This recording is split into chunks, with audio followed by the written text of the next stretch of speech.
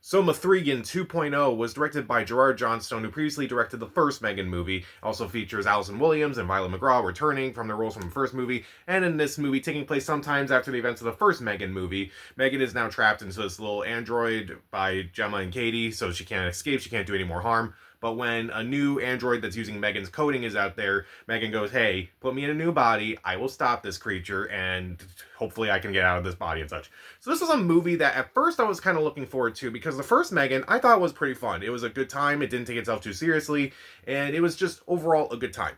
This movie, I was kind of curious to see what it was going to be like, especially when I heard that it was going to be very different from the first movie. It wasn't going to be a horror movie, but then again, the first M3GAN movie wasn't really a horror movie. It was more of a horror comedy. But this one was going to go into straight into action territory, Terminator 2 itself. And this was a movie that the marketing for this movie wasn't as strong as the first movie, even though I think they were trying to rely heavily on the fact that the first M3GAN kind of became this internet phenomenon that made the first M3GAN movie a major success. And that's why we had the sequel. So I still saw this movie to still give it a chance, and if I'm being honest, this movie is pretty bland. This movie is pretty forgettable, if I'm being honest. The only times the movie truly shined for me was when M3GAN was on screen, and that's about it. So let's dive into this movie, and let's talk about some of the things I do like first. First off, M3GAN. M3GAN's probably the most human character in this entire movie, even though she's not actually human. I thought her character she's still really funny. A lot of her lines still work, and pretty much the movie does pick up when she's on screen. Meanwhile, there are some fun moments here and there. There's a little scare here and there that was kind of cool. Some action sequences that are fun, I guess. The only times it was ever kind of funny, like unintentionally, like there's one line by Gemma towards the beginning where she goes, "You wouldn't give your child cocaine. Why would you give them a cell phone?" I'm like, you did not just say that. And these people are not applauding it. And yet they are. And to me, that was funny. Like, that was really unintentionally funny. That was what I kind of wanted from this movie. Like, somewhat intentionally funny, but also kind of unintentionally funny. Like, it kind of knew what it was. But this movie isn't. But I'll talk about that. And also, looking back, there's at least one thing from the first M3GAN movie which I didn't care for. It's kind of brought back into this movie. And it's like, okay, well, I guess that made that point in the first M3GAN movie kind of necessary. Kind of. Let's talk about everything else about this movie, because I thought a lot of it just kind of fell apart. Mainly the fact that this movie is just not nearly as fun as the first movie. The first one, I had a good time with it. This one, I think it's taking itself a little too seriously.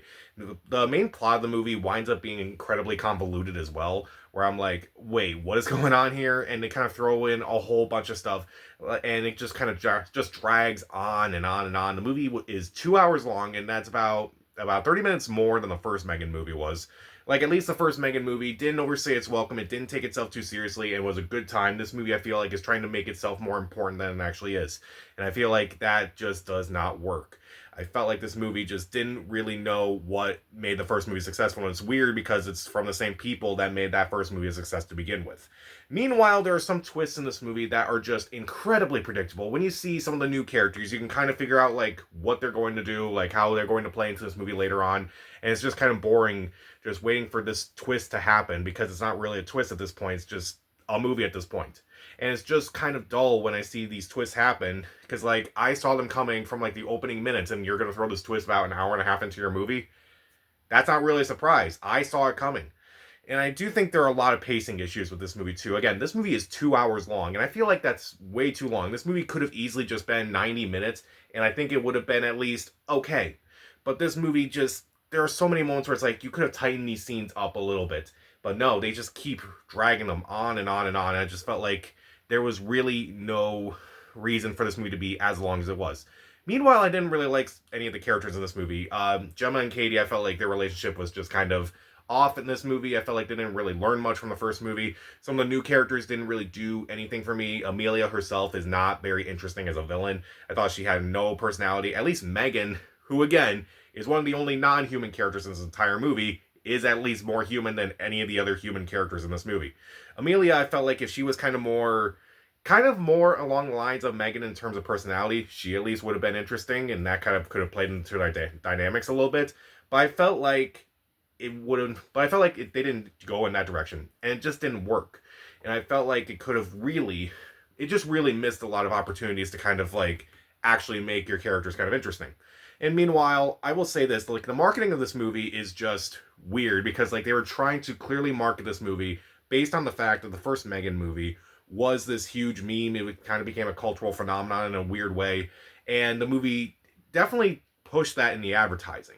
And I felt like it was just kind of, when you're watching the actual movie, it kind of feels like it's the people who made this movie, and yet it's people who kind of heard something online and they're trying to say it again, and they're just like not really understanding like what made that special to begin with, or like made that funny to begin with. It's like, oh, I heard this phrase, so I'm going to use it. The issue here is that these are the people who made the first M3GAN movie a success, and now they're coming in and they're kind of like trying to make her. It felt like at first in the marketing they're trying to make her a meme, but this movie is not really meme worthy. Some of the lines from the trailers are just not in there. But I felt like this was just kind of a bore, if I'm being honest. Like, this movie could have still been fun and campy and ridiculous and over the top, and I felt like it was ridiculous for the wrong reasons. It could have been fun, but I just did not have fun.